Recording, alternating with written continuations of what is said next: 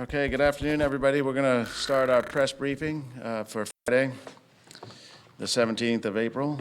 And my name is Peter Zanoni. I'm Corpus Christi City Manager. This is a joint briefing with the city and the county, City of Corpus Christi and Nueces County.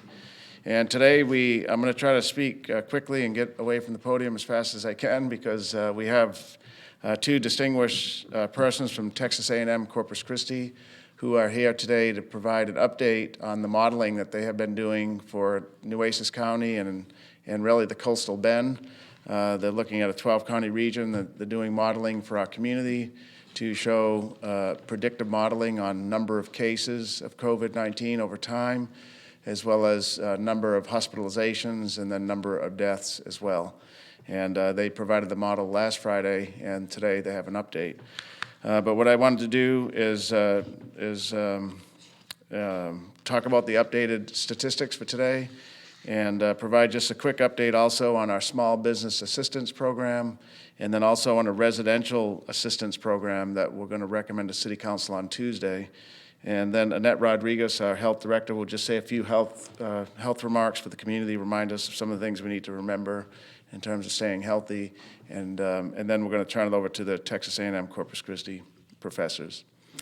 So on the number of cases, we tell the community every day the number of cases that we have for our community. That includes new cases from a 24-hour period, and so we're reporting from yesterday at 4, between then and today at 4 o'clock. We have tested 2 additional positive cases in Nueces County.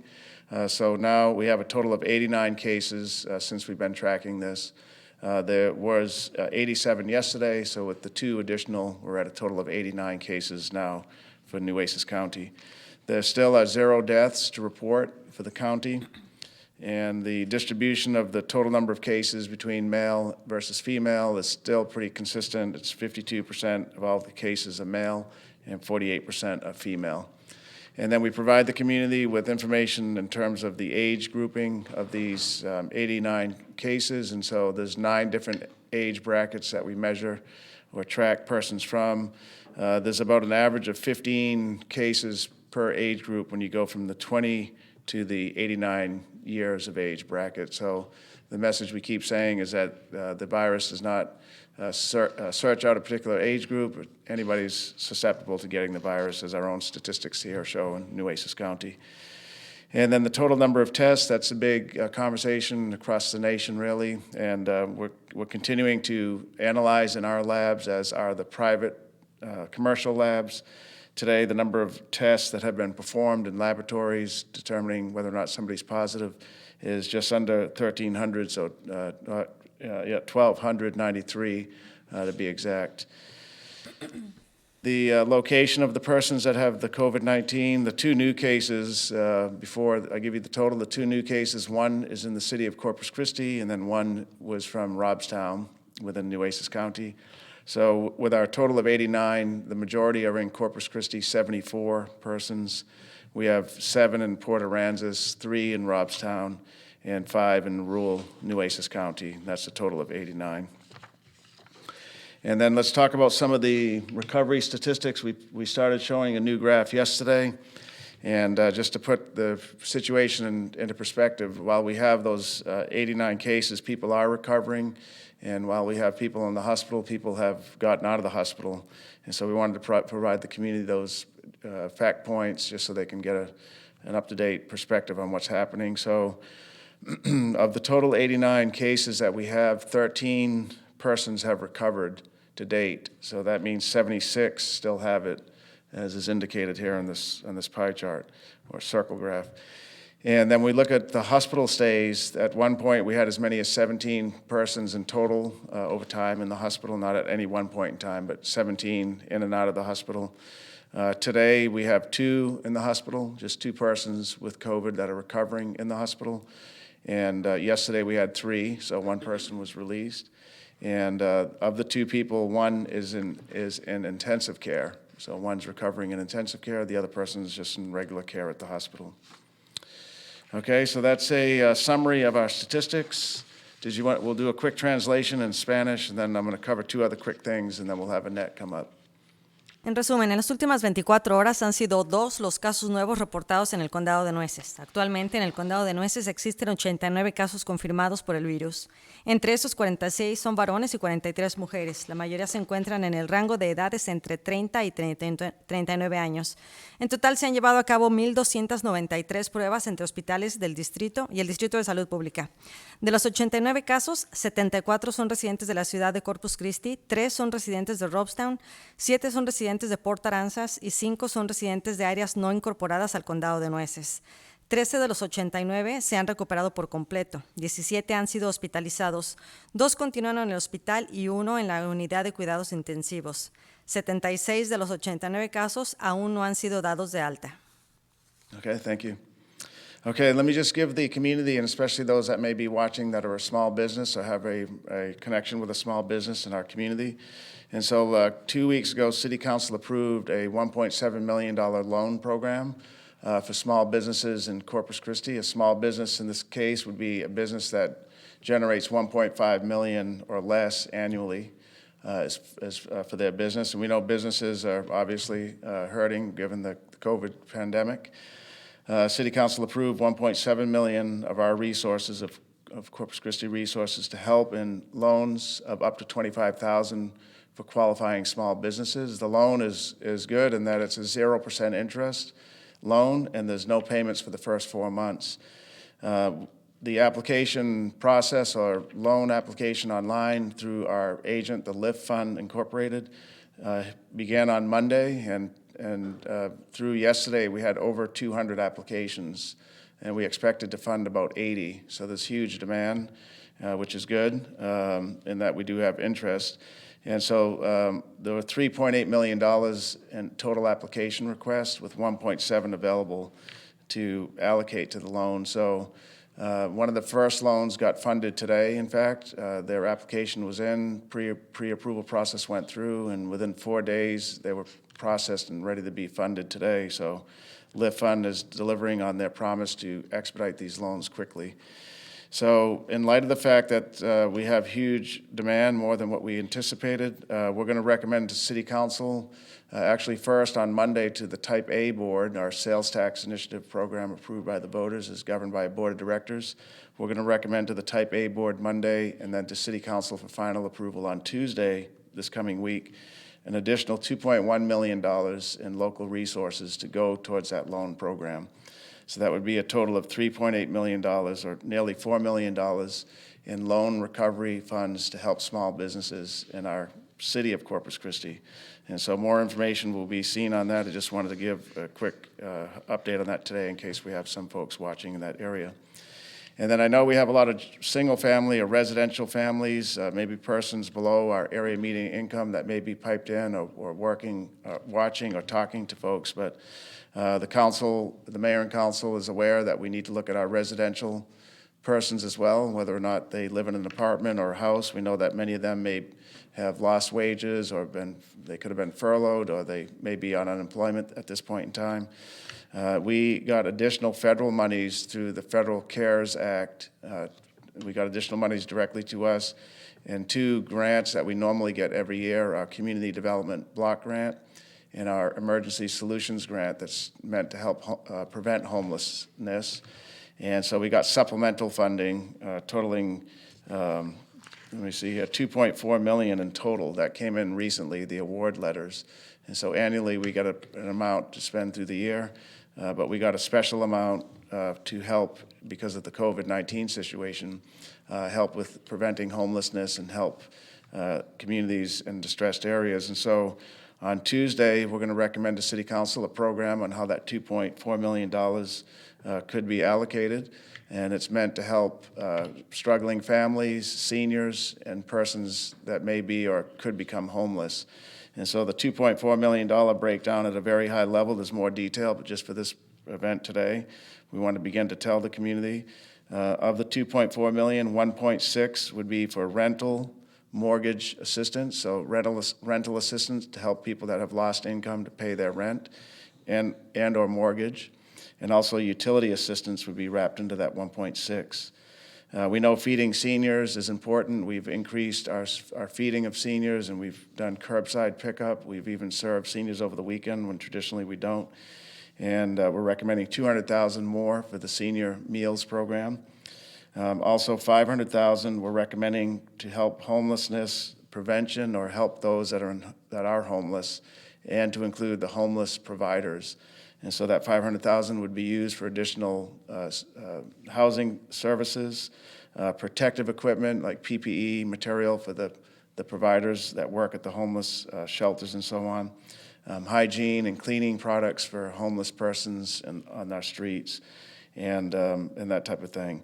And then finally, the last $100,000 would be used in our health district, supplies for our health district, joint city-county health district. So more information from that on Tuesday, but this is a great program funded by the federal government, $2.4 million, that'll benefit working class, hardworking families and those that are maybe unemployed or even homeless.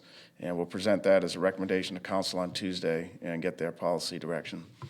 So that concludes my remarks. We're going to have Annette Rodriguez come up next, and then we'll have the benefit of hearing from our two professors. I just want to introduce them real quick. Dr. Tussaud, Interim Director of the Conrad Blucher Institute and Associate Research Professor. His main research interest is the application and development of machine learning-based techniques. And then Dr. Bird, who will do most of the presentation, is a professor of biology at the College of Science and Engineering at Texas A&M Corpus Christi. His research focuses on using molecular genomics to advance our understanding of marine species and promote the sustainability of marine ecosystems. He's using his skill, ability, connections to apply his modeling to the COVID-19. They've done a great job. We asked Texas A&M Corpus Christi President Dr. Miller and Dr. Mahdi for assistance a couple of weeks ago, and without hesitation, they assembled a great group of people, and we're real fortunate that we'll get to hear from them after Annette Rodriguez. Thank you. En resumen, el concilio había aprobado $1.2 millones para un programa, $1.7 millones para un programa de ayuda financiera para pequeños negocios. Esperamos otorgar 80 préstamos de no más de $25,000 cada uno a una tasa de interés del 0%. Lead Fund ha sido encargado del programa. Vamos a recomendar la próxima semana en aprobar 2.1 millones adicionales para la subvención de este programa. El 27 de marzo, el presidente Trump firmó una ley de ayuda por el coronavirus llamada ACTA CARES. El Departamento de Vivienda y Desarrollo Urbano ha entregado un fondo monetario para el programa CDBG. La ciudad va a recibir $2.4 millones. El fondo podrá ser utilizado con varios fines, entre estos el pago de hipotecas y asistencia para el pago de rentas. El fondo va a ser utilizado de la siguiente manera. $1.6 millones irán para el pago de hipotecas, rentas y pago por servicios. $200,000 para la subvención de programas alimenticios para adultos mayores. $500,000 para el pago de artículos varios para el Distrito de Salud y el Distrito de Servicios para Personas sin Hogar, y $100,000 adicionales para ayudar al Distrito de Salud del Condado. Quiero hacer una invitación para la siguiente presentación sobre el modelo de predicción y los efectos a nivel local por la pandemia. Un modelo fue creado por la Universidad Texas A&M para demostrar por qué es importante seguir las directivas a nivel federal, estatal y local. Pero antes tenemos la presentación por parte de la directora del Distrito de Salud del Condado de Nueces. Thank you. Good afternoon. Annette Rodriguez, Director of the Corpus Christi Nueces County Public Health District. The Health District and hospitals' COVID-19 tests are prioritized to those who may be at higher risk to infect others. If you can self-isolate and your symptoms are non-life-threatening, we recommend that you stay at home and isolate from others until your symptoms resolve. Receiving a test result does not increase or decrease your chances of recovery, but rather it helps us with surveillance to reduce the spread of infection. The key to breaking the chain is early detection, isolation, and contact tracing. If your symptoms are life-threatening, then you need to go to an emergency room. The health district recommends that if you go outside, you should wear a mask and practice social distancing. We want the public to know that if people are outside wearing masks, that does not mean that they are sick. We should not stigmatize people for wearing masks. If people are wearing masks in public, that means they are following our recommendations, and you should too. If you do not have access to a mask, you can find an instructional video on our website at www.cctexas.com/coronavirus. Thank you. En resumen, las pruebas se priorizan para aquellos que pueden tener un mayor riesgo de infectar a otros. Si puede autoaislarse y sus síntomas no ponen en peligro su vida, le recomendamos que se quede en casa y se aísle de los demás hasta que se resuelvan los síntomas. Recibir un resultado de la prueba no aumenta sus posibilidades de recuperación, sino que nos ayuda con la vigilancia para reducir la posibilidad de un brote. Si sus síntomas son potencialmente mortales, debe de ir a una sala de emergencia. El Distrito de Salud recomienda que si sale debe de usar un cubrebocas y practicar el distanciamiento social. Queremos que el público sepa que si las personas están afuera usando cubrebocas, eso no significa que estén enfermas. No debemos estigmatizar a las personas por usar cubrebocas. Si las personas usan cubrebocas en público, eso significa que están siguiendo las recomendaciones y usted también debería hacerlo. Si no tiene acceso a un cubrebocas, puede hacer las suyas siguiendo las pautas de los CDC. Puede encontrar un video instructivo en la dirección www.cctexas.com/coronavirus.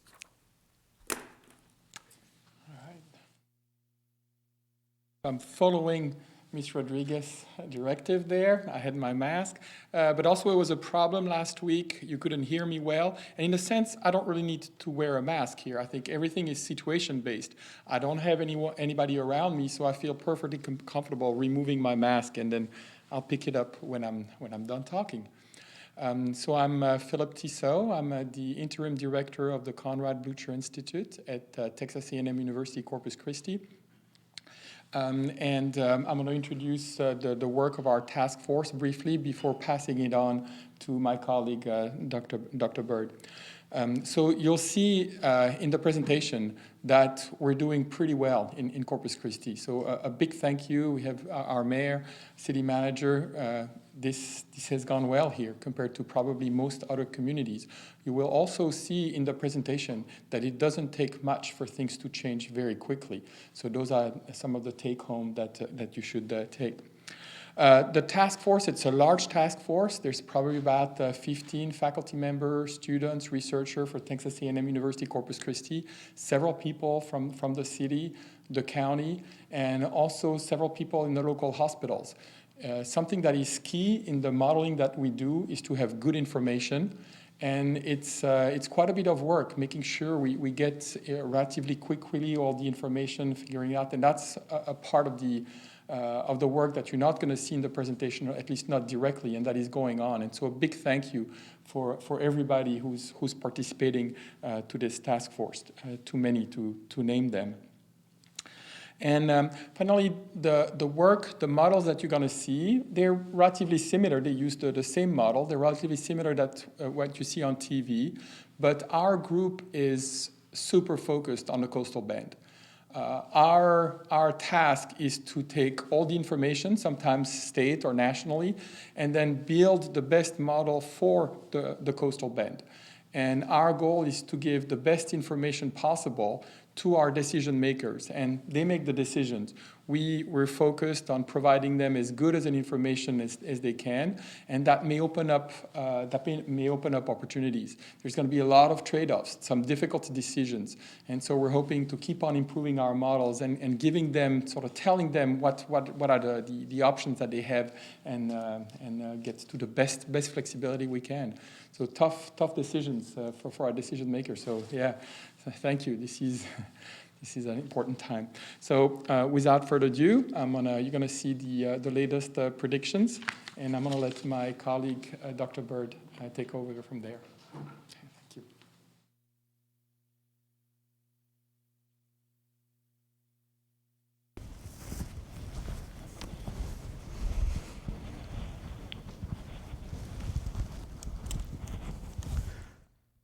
Good evening, everybody. I'm going to talk about the results that we've returned over the past week. As Dr. Tissot mentioned, we've had some developments.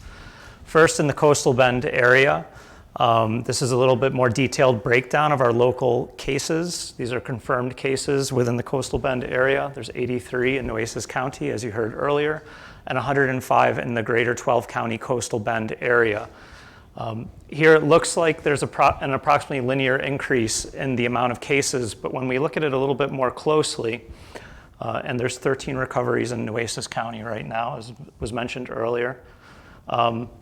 When we look at it a little bit more closely and compare with San Antonio, it kind of puts things into perspective, and we can see that we're a lot lower in terms of our number of confirmed cases at this point.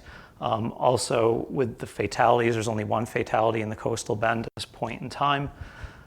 We can look even closer and we can see the effects of the social distancing measures and stay-at-home order and school closures that have been occurring. And what you see on this graph is a downward turn in the daily number of cases that we're seeing each day. So this is a sophisticated statistical model that's fit to the daily case data, and what it indicates is that over the past week to week and a half, we've seen a substantial downturn in the new number of cases, and we're headed in the right direction. When we compare to San Antonio, we can see that San Antonio has also hit a peak in this metric. It's also pointed downwards, and our line almost looks flat, but make no mistake that we are curving substantially downwards. So last week we ran some scenarios, and they were ones that were requested and ones that we thought might be the first pass to make sure our models work. So we can compare with a lot of the other models that have been presented around the world. And this week we want to make them a little bit more realistic, especially with the developments at the federal and state level in the past couple days. So the scenarios we're modeling are: one, going back to normal on April 30th, and that would be a completely back to normal, lifting all interventions that are in place right now, and then variations on that. Maybe only ending stay at home, opening up the schools, and allowing large gatherings again. Seeing what happens if we use the most favorable estimate of the transmission ratio, which is how many people get infected per each person that gets sick in the first place. And also, what about seasonality? I think that we've heard about this. There was a report from Harvard that was published in Nature this week, and we're able to use their results to parameterize our models for the coastal bend and investigate how seasonality could help with our efforts to get back to normal. And then we're going to compare those against the null model, which is continuing on as we presently are with the current interventions that are in place. So first, let's get into this transmission ratio. And so I talked about this last week. The transmission ratio is the average number of people that are infected per carrier of COVID-19. Our estimate this week has decreased. This estimate is based upon the fatalities in the state of Texas. And last week, the number was 2 to 4. This week, the number is from 1.7 to 2.9. So that's good. We're narrowing down onto a number we're more confident in. This graphic here shows you at this rate of 2.9, that's still a high level of transmissibility. And after about a month's time, one person can end up leading to the infection of a lot of people in the coastal bend area at this level. At the lower end of our estimate, along with the social distancing measures that are in place, our best estimate of what's occurring right now in Texas is a transmission ratio of 0.7. What that means is that our projection is that COVID-19 is burning out right now in Texas if we're at least as good at social distancing as the 11 countries that were studied to parameterize our model in the first place and characterize the effectiveness of the social distancing measures that are in place in the coastal bend. So this is a good sign. It's a big difference between this, and that's why I think we're seeing a decrease in the number of cases that are coming up per day in the coastal bend area. So here's the comparison of the full, just back to normal, end all restrictions on April 30th versus keep the current restrictions in place for the fatalities that are projected to occur out into the future. As you can see, if we just completely go back to normal, right now the model is predicting that the peak would be pushed off until August 31st or maybe in early September, and we'd still see a large number of fatalities. But this may not be a good representation of what's actually going to happen. And we're going to get into some variations on this scenario to see what happens when we try to step back our interventions incrementally. Also, I'll just point out, if we keep the present interventions in place in the same basic scenario setup, the model predicts that there would be 40 projected fatalities by August 31st. Okay, looking at the hospitalizations, and this is the number of people that would be in the hospital on any given day if we were to keep the present interventions in place versus if we just went to a complete back to normal, assuming a transmission ratio of 2.9.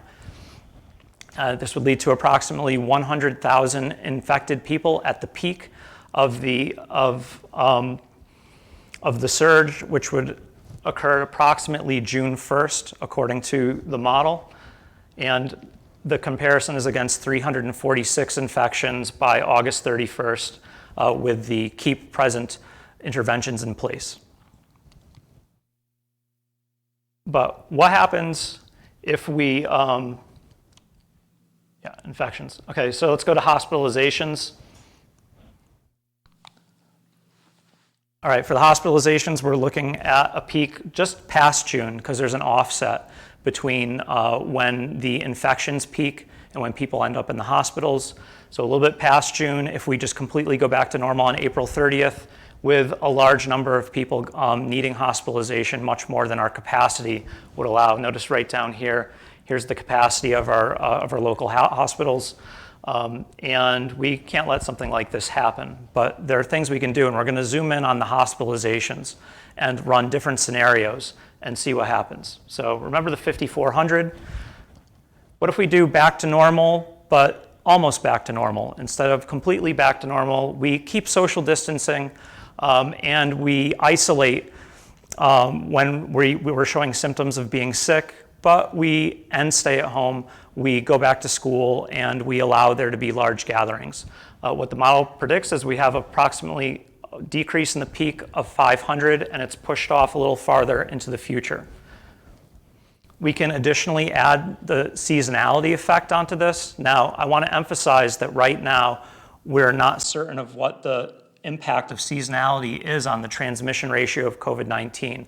But based upon studies of other coronaviruses and flus, it's estimated to decrease the transmission ratio anywhere from 10 to 40%. We used a figure of 20% in our model to try to hit a middle ground.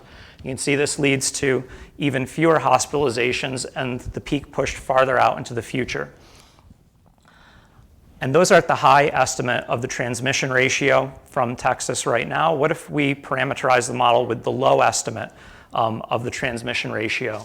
So the low estimate of the transmission ratio is 1.7 for those who are wondering about it.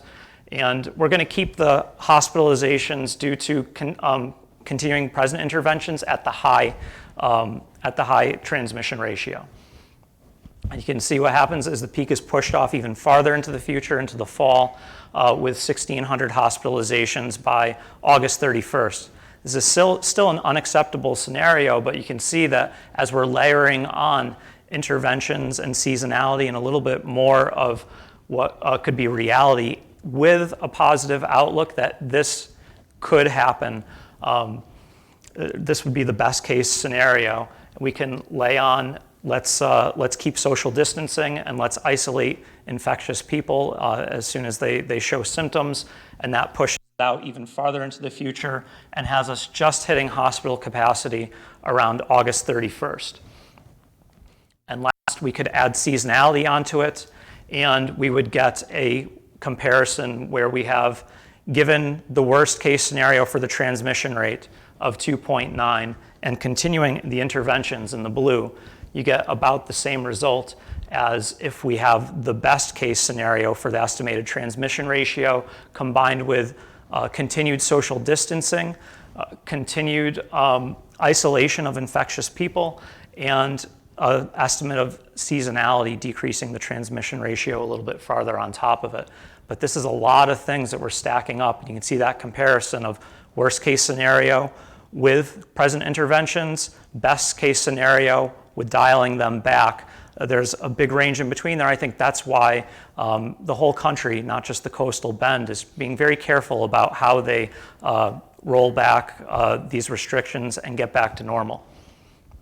So in summary, the number of new cases in the coastal bend per day are declining, and that means that we are most likely being very effective at social distancing, and at the stay-at-home orders are probably working and actually reducing the transmission ratio below 1 in the coastal bend area. It's most likely that COVID-19 is burning out in Texas overall. That's what our analysis of the fatality data from the whole state show. and it shows a transmission ratio below 1.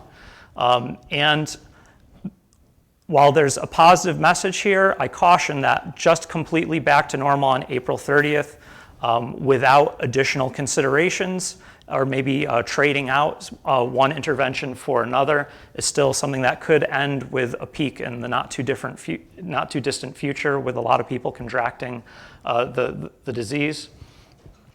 And so getting back to normal or somewhere near our new normal where we end stay-at-home, open schools, and allow large gatherings, maybe that's going to require for us just to be sure that this doesn't get out of control, maybe interjecting some other interventions in their place.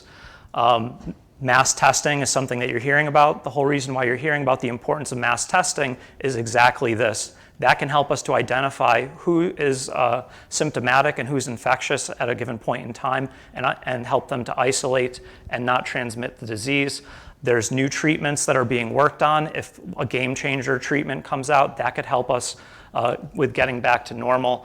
The effective seasonality, which is still an unknown at this point, we went for a mid-range estimate, but it could be higher or lower than what we're estimating. But if it's higher, that could really help with things at least until the fall and winter come back again. And right now, this is a voluntary thing that people can do. The CDC is recommending that everybody wear masks. And it's one thing that everybody can do to decrease the transmission ratio. And I want to emphasize that based upon a study of people in Iceland who basically everybody in Iceland has access to the test for COVID-19 if they so choose to get it. The number of asymptomatic people is about 50%. And what that means is you might have COVID-19 and you won't even know it, and you can still pass it on. So wearing the face mask is not just to stop you from contracting COVID-19, but it's also to make sure that you're not spreading it around, because there are a large number of symptomatic people. So these are things you can do. Follow the government regulations and the recommendations of our health professionals, and we can get through this together. Thank you very much. En resumen, los casos nuevos en el área de la costa están disminuyendo en promedio debajo de 2 casos por día. Lo más probable es que el COVID-19 se esté terminando en Texas. El radio de transmisión está por debajo de 1. Volver a la normalidad el 30 de abril puede provocar la propagación del virus y llenar los hospitales. Terminar la estadía en casa, abrir escuelas puede requerir otras intervenciones y ayuda de la naturaleza para disminuir la tasa de infección. Pruebas masivas para identificar infecciones permitirán el aislamiento de infecciones. Nuevos tratamientos disminuyen los efectos del COVID-19. El cambio de clima podría reducir la transmisión durante el verano. Los cubrebocas en público disminuyen la tasa de transmisión.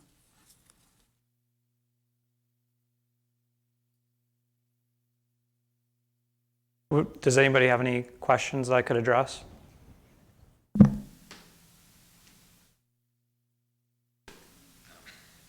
All right, thank you very much.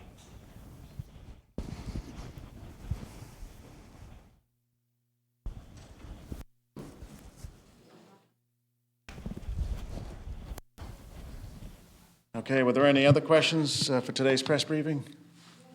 Yes, okay, we do have some. That's here still.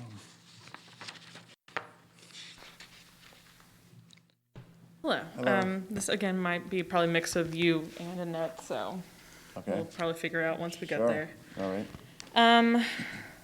Is there a patient still in the San Antonio hospital? There is not. So that patient that, this is a good news story, who was here, that had both lung and heart conditions because of COVID, was transported to San Antonio about a week ago because they had treatment services we don't have here in Corpus. And that person today was discharged from the hospital. So she's in recovery mode, and we're happy that that is the case. So Awesome. they've been discharged. So they were discharged today, you said? Today they were discharged, yeah, Okay. from the San Antonio hospital. Great. How many tests conducted by the county were considered community transmitted? I don't know if do we have that number, the community transmitted? These two from today, we have not gotten them yet. So Okay. they're still under investigation. Okay. Numbers haven't changed. So they're still under investigation and there's no longer a change? Okay. Okay. another update of first responders that are in quarantine? Right, so we have 0 first responders in quarantine for the city. That means there are no firefighters, nor are there any police officers in a quarantine situation.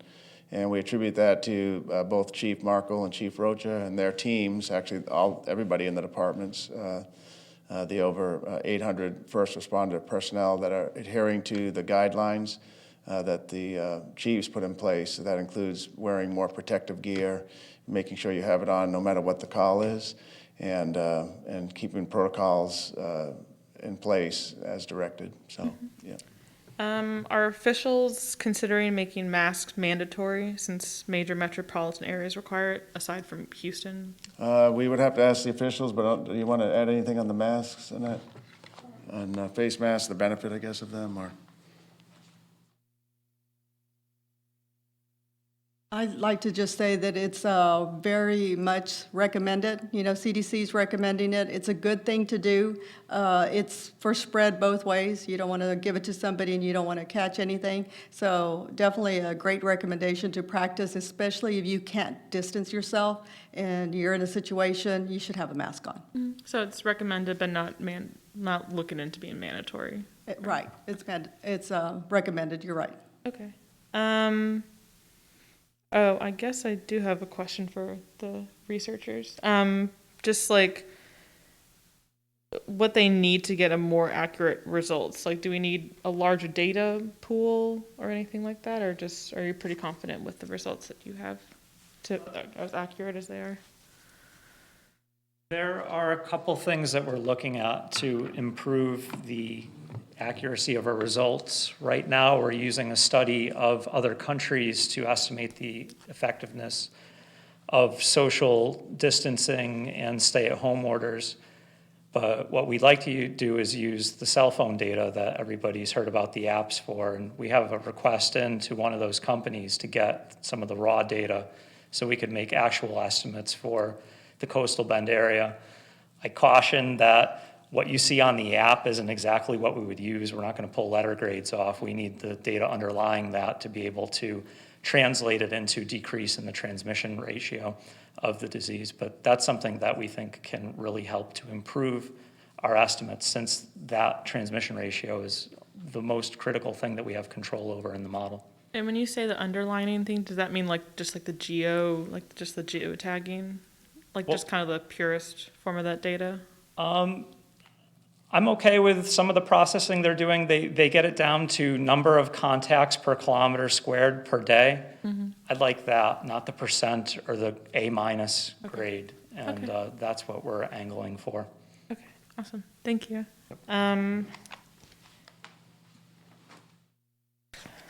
Let's see.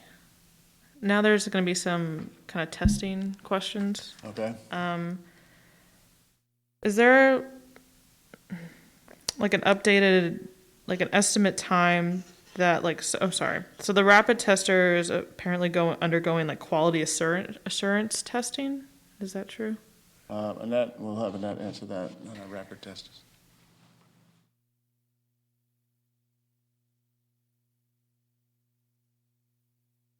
So we received the Abbott ID Now test 2 days ago. And so yesterday when we had the drive-through, what we did was we took some of those individuals and we actually tested them both ways, one with the nasal pharyngeal swab and the other one with the Abbott ID Now.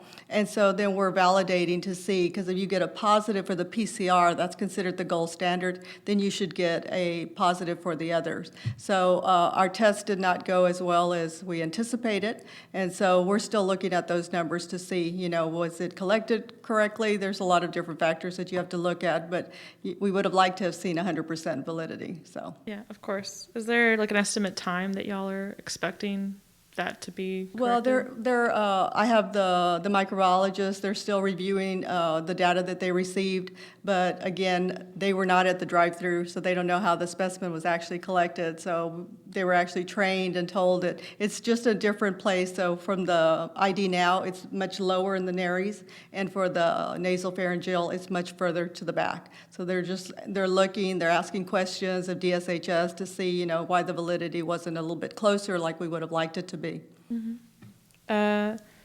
And how much material is available for tests via like rapid testing? Is it like 20 tests, 40 tests? Is there like a quantified Right now, number? they sent us about 20, but we're doing controls and validity testing, so we're probably at the end of it, we'll only have close to 10, so that'll be all that we'll have left at that point. From the tests that we received from the DSHS, it's very specific in what we can use it for, public health, and that's specific for nursing homes. So if you have an exposure in a nursing home and you need a rapid test, that's why you would use that, as well as for a hospital if there's some type of emergency and we need to find out quickly if they have it or not, we would use that test for that specifically. It is like, I think the judge mentioned yesterday, like from 5 to 20 minutes, depending on negative and a positive. So, and you have to collect that and you have to get it to the lab within that 2-hour time frame. They can refrigerate it and then go back to it, but it still has a lot of little limitations or parameters, if you will. And you said that the rapid testing wasn't 100%, like you weren't at the 100% yet. Right. Can you, if you can, put a percentage of what is correct, what was correct? It looked like we were closer to 40, 50%. Okay. And is there any update on supplies for the biolab update? So we still have 50 left for the extraction kits for our drive-through on Monday. We like to keep a little bit, save some in case we have something of an emergent use, a nursing home or, heaven forbid, but something of that nature.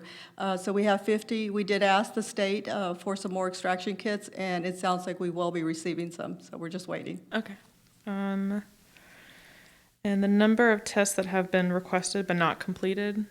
That are not completed? So, here, let me pull up exactly. I'm asking questions on behalf of the newsroom, as I'm sure y'all probably could gather at this point. Well, we complete all the tests that we receive. So Okay. that I know of, we have none in-house. So we get them from the hospital or from our drive-through. And so we had a couple this morning from the hospitals, and we ran those. And so. Okay, that's what she was referring to.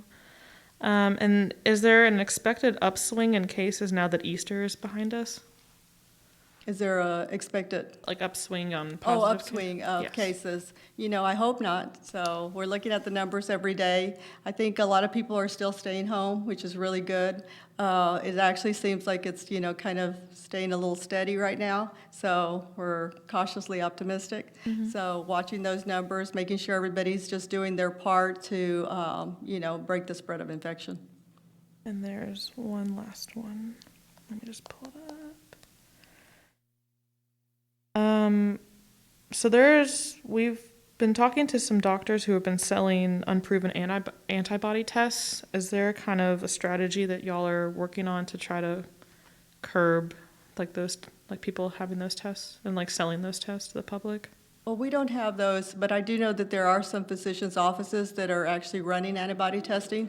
And so again, more testing out there as long as they're legitimate tests. I think they're great because it helps us for surveillance to know how much is out there in the population to see if anybody has antibodies to the COVID-19. And so we're glad that they're doing that.